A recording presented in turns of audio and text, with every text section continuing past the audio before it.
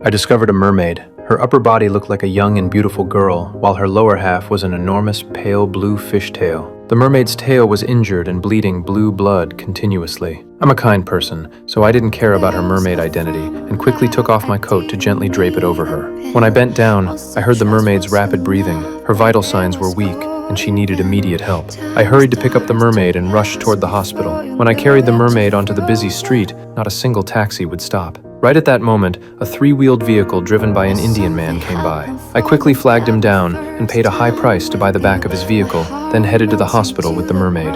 I arrived at the hospital and rushed to the registration counter. At that moment, a doctor at the entrance caught sight of the mermaid. Her human body and fishtail form deeply captivated him. The doctor saw the critical situation and didn't have time to think before starting his examination. As the light shone into the mermaid's eyes, she gradually regained consciousness. Seeing an unfamiliar man approaching, she instinctively began humming the Song of Death. Men who hear this song will die from cardiac paralysis. The doctor was instantly drawn to the melody. His eyes became vacant. Soon, a sharp pain shot through his chest, and he hurried toward the hospital seeking help. Meanwhile, I was coldly turned away at the front desk because I couldn't provide detailed identity information for the mermaid. I knew I couldn't waste any more time, so I could only bring the mermaid back to my own home. My landlord happened to witness me bringing the mermaid home. After arriving at my room, I quickly placed the mermaid in the bathtub. I grabbed some of my clothes and dressed her carefully and gently. Then I cautiously poured some water over the mermaid's body. At this point, the mermaid slowly opened her eyes.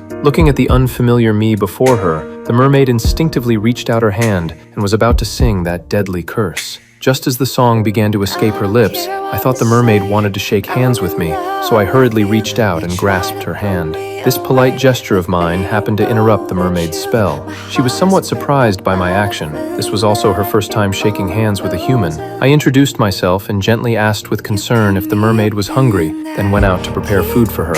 I made delicious pan-fried meat in the kitchen, hoping the mermaid would like it. While I was away, the mermaid tried to get up and escape, but the intense pain from her tail wound forced her to abandon that thought. Her body was also weak from hunger and exhaustion. The mermaid picked up a plastic duck and started eating it, only to discover it wasn't edible at all. At that moment, I walked in carrying the food I'd prepared. Looking at the headless yellow duck, I felt slightly puzzled. I gently cleaned up the toy that the mermaid had knocked over from the pain. I asked the mermaid if her wounds still hurt, and before she could answer, I started talking about how I used to care for small animals. Then I took out gauze to bandage the mermaid. Seeing me approach her body with an unknown object, she instinctively began singing the Song of Death again.